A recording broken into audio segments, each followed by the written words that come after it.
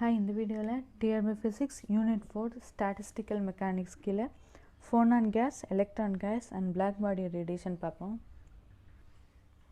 இந்த இன்ஸ்டன்ட்னாலே quantum statistic கீழே வந்துடும். அதாவது ஃபோனான் அப்படின்னா ஒன்றும் இல்லைங்க, சவுண்டை தான் என்னென்னு சொல்லுவாங்கன்னா ஃபோனான் அப்படின்னு, அதாவது ஃபோனான்ற ஒரு பார்ட்டிகல்ஸ் வச்சு சொல்லுவாங்க. பிஃபோர் 1900க்கு முன்னாடி சவுண்டை வந்து எப்படி அஷ்யூம் பண்ணியிருந்தாங்கன்னா sound is a form of waves, அது வந்து ஒரு கண்டினியூஸாக ஒரு வேவ் மாதிரி இருக்கும் அப்படின்னு 1900, அதாவது கிளாசிக்கல் ஸ்டாட்டிஸ்டிக்ஸ்லாம் சவுண்டை வந்து ஒரு வேவாக கன்சிடர் பண்ணி அதை வச்சு தான் ஸ்டடி பண்ணிகிட்டே வந்தாங்க. அண்ட் அதுக்கப்புறம் தான் என்ன ஆச்சு அப்படின்னா எக்ஸ்பிரிமெண்ட்லேயும் தியரிட்டிக்கல் பார்ட்லேயும் நிறைய மிஸ்மேட்ச் வந்ததுனால அப்போ சவுண்ட் வந்து அது வந்து ஒரு ஃபார்ம் ஆஃப் வேவ் கிடையாது, அதுக்குன்னு ஒரு பார்ட்டிக்கல் நேச்சர் இருக்குது, அது வந்து குவான்டைஸ்டாக இருக்கும். இப்போ சவுண்டை வந்து ஒரு பார்ட்டிக்கலாக கன்சிடர் பண்ணி அந்த பார்ட்டிகல்ஸ்க்கு ஒரு நேம் வைக்கிறாங்க, அதுதான் ஃபோனான். அண்ட் பார்ட்டிகல்ஸ்னாலே கண்டிப்பாக அதுக்கு ஒரு எனர்ஜி இருக்கும் அண்ட் அதுக்கு ஒரு மொமெண்டம் இருக்கும். E is equal to h cross omega and momentum P is equal to h cross k அப்படின்னு சொல்கிறாங்க. இப்போ இதை இந்த ஃபோனானை வந்து டிஃப்ரெண்ட் பேராமீட்டர்ஸ் வச்சு கம்பேர் பண்ணி நான் சொல்லியிருக்கேன். அதாவது டெம்பரேச்சர், நம்பர் ஆஃப் ஃபோனான்ஸ் எப்படி இருக்கும். இந்த ஃபோனான்ஸ் வந்து ஃபஸ்ட்டு டெம்பரேச்சரோட கம்பேர் பண்ணி பார்த்தோம் அப்படின்னா டெம்பரேச்சர் கூட கூட ஆம்ப்ளிடியூட் வந்து ஜாஸ்தியாக இருக்குது. இந்த இடத்துல ஏன் ஆம்ப்ளிடியூட்னா அது வந்து ஒரு நத்திங் பட் சவுண்ட், ஃபோனான்னா ஒரு சவுண்ட் வேவ்ஸ் தானே. இப்போ சவுண்ட்னா அதுக்கு கண்டிப்பாக ஒரு ஆம்ப்ளிடியூட் இருக்கும். இப்போ ஹையர் டெம்பரேச்சர் கூட கூட ஆம்ப்ளிடியூட் வந்து லார்ஜ் ஆகுது, இதே இது லோயர் டெம்பரேச்சரில் ஆம்ப்ளிடியூட் வந்து ஸ்மாலராக இருக்குது. இப்போ ஒரு பர்டிகுலர் சாலிட் எடுத்தோம்னா அதுக்குன்னு ஒரு சவுண்ட் இருக்கும், அந்த வைப்ரேஷன், அதுக்குன்னு ஒவ்வொரு சாலிடுக்கும் ஒவ்வொரு விதமான சவுண்ட் இருக்குது. இப்போ நம்பர் ஆஃப் ஃபோனான்ஸ் எப்படி இருக்கும் அப்படின்னா அது வந்து ஃபிக்ஸடாக சொல்ல முடியாது. ஏன் அப்படின்னா இப்போ வந்து ஆசிலேட் ஆக, அந்த பார்ட்டிகல்ஸ் வந்து ஆசிலேட் ஆக ஸ்டார்ட் பண்ணுச்சு அப்படின்னா ஃபோனான்ஸ் க்ரியேட் ஆகும். ஆசிலேஷன் ஸ்டாப் பண்ணதும் ஃபோனான் வந்து டிஸப்பியர் ஆகிடும். அப்போ இவ்வளோ ஒரு சாலிடில் இத்தனை நம்பர் ஆஃப் ஃபோனான்ஸ் தான் இருக்குது அப்படின்னு நம்மளால் வந்து எக்ஸாக்டாக சொல்ல முடியாது. ஸோ இது வந்து மாஸ்லெஸ் பார்ட்டிகல்ஸும் கூட, ஃபோனான் வந்து மாஸ்லெஸ் பார்ட்டிகல்ஸ். அப்போ இது வந்து என்ன சொல்கிறாங்க, ஒரு ப்ராபபிலிட்டி வச்சு சொல்கிறாங்க. இப்போ இத்தனை number probability P of n is equal to 1/z exponential of minus n h cross omega by kBt. h cross omega, இந்த h cross omega பதில் e சப்ஸ்டிட் பண்ணியிருக்கோம். 1/z exponential of minus en by kBt. இந்த இடத்துல e power e kBt, அதாவது exponential power e by kBt தான் Boltzmann factor and ஜெட்ன்றது normalising factor. Create ஆகுது and then disappear ஆகுதுன்னா பார்த்தோம். இப்போ ஃபோனான்ஸ் வந்து எத்தனை நம்பர் ஆஃப் ஃபோனான்ஸ் இருக்குது அப்படின்னு எக்ஸாக்டாக சொல்ல முடியலனாலும் ஒரு ஆவரேஜாக எப்படி இருக்கும் அப்படின்னா n is equal to 1 by exponential of e by kBt minus 1. இது எங்கேருந்து இருந்திருக்குன்னா போஸ்-ஐன்ஸ்டீன் ஸ்டாட்டிஸ்டிக்ஸில் ஆல்ரெடி பார்த்துருந்துருப்போம். இப்போ அங்கேருந்து எழுதியிருப்பாங்க. ஏன் அப்படின்னா ஃபோனான் கேஸ் வந்து பிஹேவ் லைக் போசான்ஸ் மாதிரி பிஹேவ் பண்ணுறதுனால ஸோ இதுக்கும் இந்த ஃபோனான்ஸுக்கும் இந்த மாதிரி தான் இருக்கும் ஆவரேஜ் நம்பர் ஆஃப் பார்ட்டிகல்ஸ் அப்படின்னு சொல்லியிருப்பாங்க. அண்ட் ஃப்ரீக்வன்சியும் அந்த நம்பர் ஆஃப் பார்ட்டிகல்ஸ், அந்த நம்பர் ஆஃப் ஃபோனான்ஸையும் கம்பேர் பண்ணுவாங்க. லோயர் ஃப்ரீக்வன்சியில் வந்து, அதாவது ஃப்ரீக்வன்சி இந்த இடத்துல ஃப்ரீக்வன்சி இருக்கும் omega by KBT by h cross. இப்போ இந்த இடத்துல லோயர் ஃப்ரீக்வன்சி போக போக என்ன ஆகும் அப்படின்னா நம்பர் ஆஃப் ஃபோனான்ஸ் வந்து இன்க்ரீஸ் ஆகும், ஹையர் ஃப்ரீக்வன்சி போக போக நம்பர் ஆஃப் ஃபோனான்ஸ் வந்து டிக்ரீஸ் ஆகுது. இப்போ லோயர் ஃப்ரீக்வன்சியில் தான் எனக்கு வந்து அக்வாஸ்டிக், அதாவது சவுண்ட் வேவ்ஸ் கிடைக்கும், அண்ட் ஹையர் ஃப்ரீக்வன்சியில் இன்ஃப்ராரெட் ரேஞ்ச் தான் கிடைக்கும், அது வந்து நம்மளால் காதால் கேட்க முடியாது. இப்போ லோயர் ஃப்ரீக்வன்சியில் மட்டும் தான் நம்மளால் ஈஸியாக கேட்க முடியும் அந்த ஃபோனான்ஸை. அண்ட் தென் நெக்ஸ்ட்டு டெம்பரேச்சரையும் இந்த நம்பர் ஆஃப் ஃபோனான்ஸையும் கம்பேர் பண்ணியிருப்பாங்க. ஹையர் டெம்பரேச்சர் போக போக எப்படி இருக்கும்னா ஃபோனான்ஸ் ஆல்ரெடி பார்த்தோம்ல, டெம்பரேச்சர் கூட கூட ஆம்ப்ளிடியூட் ஜாஸ்தியாகும். அதே மாதிரி தான் இந்த இடத்துல டெம்பரேச்சர் கூட கூட நம்பர் ஆஃப் ஃபோனான்ஸ் கூட இருக்கும் அண்ட் டெம்பரேச்சர் குறைய குறைய நம்பர் ஆஃப் ஃபோனான்ஸ் வந்து கம்மியாகிடும். இப்போ அந்த இடத்துல என்னோட வேல்யூ எப்படி இருக்கும் அப்படின்னா approximately equal to kBt by h cross omega minus 1/2 இருக்கும். லோயர் டெம்பரேச்சரில் இந்த ரேஞ்சில் இருக்கும், exponential of minus h cross omega by kBt. And average energy எப்படி இருக்கும் அப்படின்னா இந்த நம்பர் ஆஃப் ஃபோனான்ஸையும் h cross omegaவும் மல்டிப்ளை பண்ணி எழுதியிருப்பாங்க. இது வந்து என்னோட value 1 by exponential of h cross omega by kBt minus 1. இதில் வந்து h cross omegaவை மல்டிப்ளை பண்ணி எழுதணும்னா இதுதான் ஆவரேஜ் எனர்ஜி. நெக்ஸ்ட்டு இப்போ எலக்ட்ரான் கேஸ் எதுக்கு கீழே வரும் அப்படின்னா ஃபெர்மி டைராக் டிஸ்ட்ரிபியூஷன் கீழே வரும். அண்ட் எலக்ட்ரான் கேஸை வந்து ஃபெர்மி கேஸ்ன்னு சொல்லலாம். இப்போ ஒரு சாலிடுன்னு எடுத்துக்கிட்டோம்னா ஒரு மெட்டலோ இது ஒரு கண்டக்டிங் மெட்டீரியல்ஸ் எடுத்துக்கோங்களேன், அதில் வந்து கண்டிப்பாக ஃப்ரீ எலக்ட்ரான்ஸ் இருக்கும். அந்த ஃப்ரீ எலக்ட்ரான்ஸை தான் என்னன்னு சொல்கிறாங்கன்னா எலக்ட்ரான் கேஸ்ன்னு சொல்கிறாங்க. இப்போ அதுக்கு இடையில எந்த ஒரு இன்ட்ராக்ஷனுமே இருக்காது. Collection of non interacting fermions inside the potential well. எலக்ட்ரான்ஸோட டிஸ்ட்ரிபியூஷன், அதாவது ஃபெர்மி டிராக் டிஸ்ட்ரிபியூஷன் ஃபங்க்ஷன் எப்படி இருக்கும்னா f of e is equal to 1/e power e minus ef by kt plus 1. இங்கே வந்து என்ன சொல்லியிருப்பாங்கன்னா இந்த எலக்ட்ரான்ஸ் வந்து பாலிஸ் எக்ஸ்க்ளூஷன் பிரின்சிபலை வந்து ஒபே பண்ணும். அதாவது at particular t is equal to 0 absolute 0 டெம்பரேச்சரில் இருக்கும் போது, இப்போ ஒரு சிஸ்டம் எடுத்துக்கிறேன்னா அந்த சிஸ்டமில் வந்து எந்த ஒரு எலக்ட்ரான்ஸுமே இல்லை அப்படின்னா, இப்போ எலக்ட்ரான்ஸ் வந்து மூவ் ஆகி எங்கே போய் முதல்ல ஆக்குப்பை ஆகும்னா லோயர் எனர்ஜி லெவலில் தான் ஆக்குப்பை ஆகும். ஆனால் அடுத்து வர எலக்ட்ரான்ஸ் அடுத்த எனர்ஜி ஸ்டேட்டுக்கு தான் போகும். இப்படி அரேஞ்ச் ஆகிட்டு ஒரு எல்லா எலக்ட்ரான்ஸும் அரேஞ்ச் ஆகிடுச்சுன்னா இந்த இடம் தான் என்ன சொல்கிறாங்கன்னா ஃபெர்மி எனர்ஜின்னு சொல்கிறாங்க. அண்ட் இதுக்கு மேலே ஃபுல்லாக எம்டியாக தான் இருக்கும். அப்போ ஆக்குபேஷன் இண்டெக்ஸ் எப்படி இருக்கும்னா ni/Gi. t is equal to 0 கெல்வினில் இந்த ஸ்டேட் வந்து எப்படியா இருக்கும், மேலே இருக்க ஸ்டேட்லாம் எம்டியாக இருக்கும். அதாவது எங்கன்னா u வந்து கிரேட்டர் தென் ஃபெர்மி எனர்ஜி. யூன்னு சொல்லலாம், ஈன்னு சொல்லலாம். இந்த இடத்துல நான் யூன்னு போட்டிருக்கேன். யூனா ஒன்றும் இல்லை, ஃபெர்மி எனர்ஜியை தான் அப்படி போட்டிருக்கேன். இப்போ இந்த இடத்துல ஃபெர்மி எனர்ஜிக்கு மேலே எப்படி இருக்கும் அப்படின்னா இந்த இடத்துல எம்டியாக தானே இருக்குது. ஸோ ஆக்குபேஷன் இண்டெக்ஸ் வந்து இந்த இடத்துல 0வாக இருக்கும். இதே தான் அட் டெம்பரேச்சர்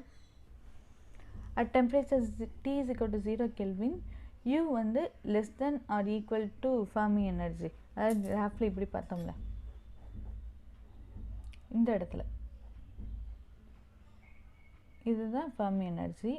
இதுக்கு கீழெல்லாம் எப்படி இருக்கும் அப்படின்னா ஆக்குபேஷன் இண்டெக்ஸஸ் வந்து ஒன்றா இருக்கும். ஏன்னா பாலிஸ் எக்ஸ்க்ளூஷன் படி ஒரே ஒரு எலக்ட்ரான்ஸ் தான் ஒரு எனர்ஜி ஸ்டேட்டில் ஆக்குப்பை ஆகணும். So n of u is equal to 1. அப்போ ஆக்குபேஷன் இண்டெக்ஸ் வந்து எப்படி இருக்கும்னா ஒன்றா இருக்கும். அதுக்கு வந்து கிராஃப் வரைஞ்சிருப்பாங்க எனர்ஜிக்கும் ஆக்குபேஷன் இண்டெக்ஸுக்கும்.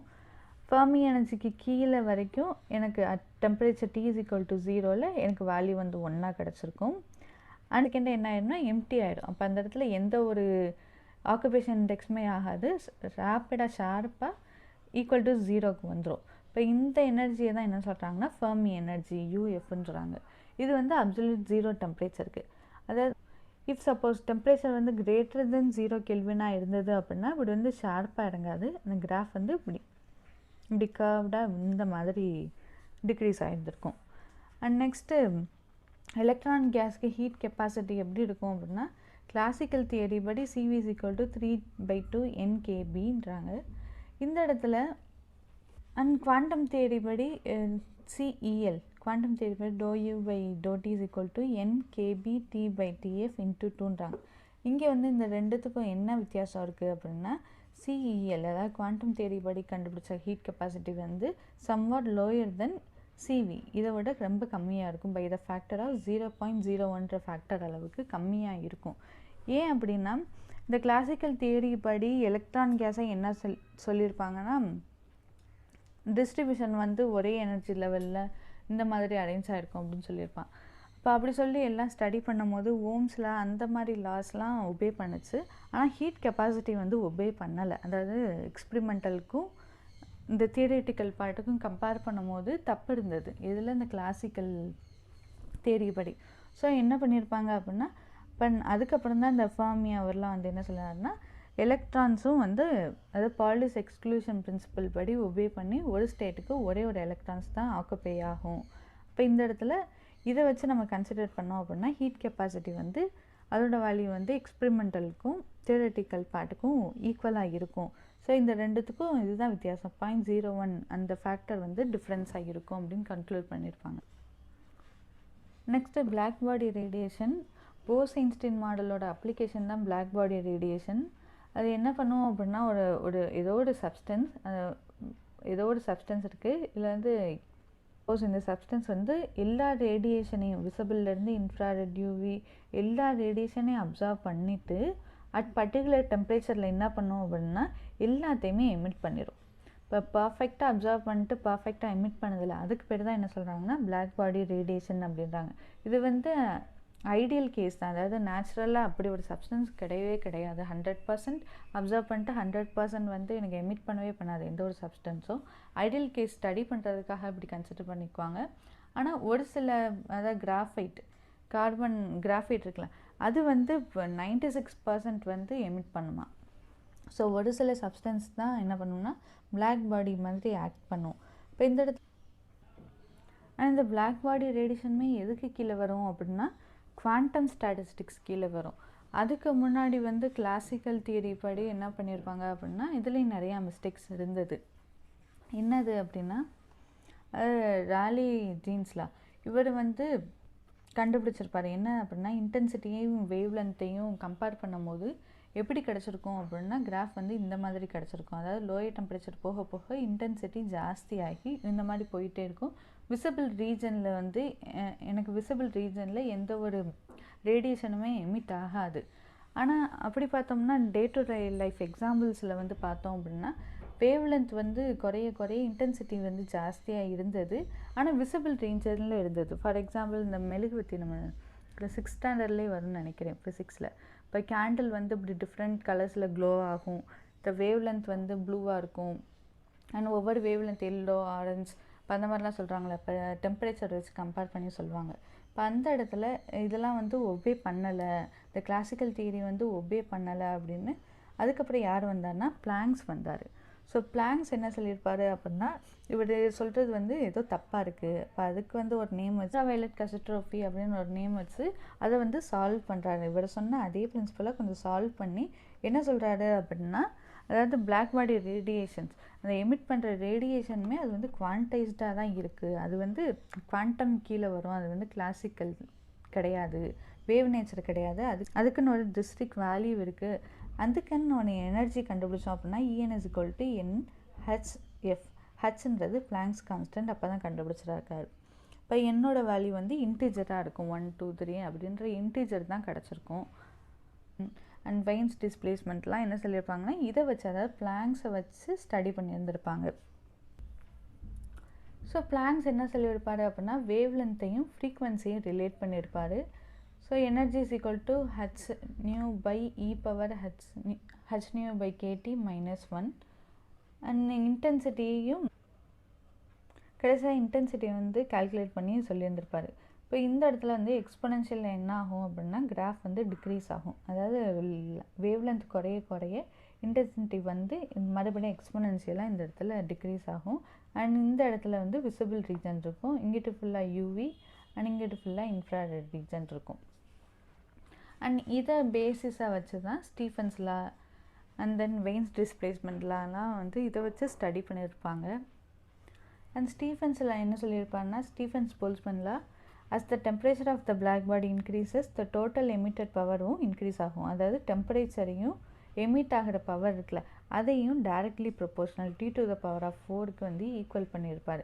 அதாவது ஏரியா அண்டர் த கர்வ் இந்த பர்டிகுலர் டெம்பரேச்சர் இந்த இடத்துல டெம்பரேச்சர் வந்து ஜாஸ்தியாக இருந்தது அப்படின்னா ஏரியா அண்டர் த கர்வ் தான் எனர்ஜியை சொல்கிறோம். இப்போ இந்த இடத்துல கர்வ் ரொம்ப பெருசாக இருக்கும். இப்போ ஏரியா வந்து ஃபுல்லாக இருக்குது. இப்போ மோர் எனர்ஜி இருக்கும். அதே இது டெம்பரேச்சர் வந்து ரொம்ப கம்மியாக இருந்தது அப்படின்னா கிராஃப் இந்த மாதிரி குட்டியாக இருக்கும், இந்த மாதிரி சின்ன கர்வாக இருக்கும். இப்போ இதுக்குள்ளே ஏரியான்றது கர்வ் இதுதான் எனர்ஜி. இப்போ டெம்பரேச்சர் குறைய குறைய எனர்ஜி வந்து குறையும் அப்படின்னு சொல்லியிருப்பாரு ஸ்டீஃபன் போல்ஸ்மேன் லா. அண்ட் அதுக்கான ஃபார்முலா பார்த்துக்கோங்க, ரொம்ப முக்கியம். P(T) = σ(a)T⁴ அண்ட் சிக்மான்றது தான் போல்ஸ்மேன் கான்ஸ்டன்ட். வெயின்ஸ் டிஸ்பிளேஸ்மெண்ட் லா என்ன சொல்லியிருப்பாங்க அப்படின்னா வேவ் லென்த்தையும் டெம்பரேச்சரையும் கம்பேர் பண்ணியிருப்பாங்க. ரெண்டுமே இன்வெர்ஸ்லி ப்ரொபோர்ஷனலாக இருக்கும். அதாவது டெம்பரேச்சர் கூட கூட எனக்கு லாம்டா மேக்ஸ் வந்து கம்மியாக இருக்கும். அதாவது இந்த கிராஃபில் பார்த்தாலே உங்களுக்கு தெரியும். இப்போ இந்த கிராஃபில் பாருங்களேன், இந்த இடத்துல எனக்கு டெம்பரேச்சர் ஹையராக இருக்கும்போது லாம்டா மேக்ஸ் இந்த இடத்துல கிடச்சிருக்கு. அதாவது லாம்டா வேல்யூ கம்மியாக இருக்கும். அண்ட் டெம்பரேச்சர் குறைய குறைய இந்த கிராஃப் வந்து அப்படியே இந்த பக்கம் மூவ் ஆகிட்டே இருக்கும்.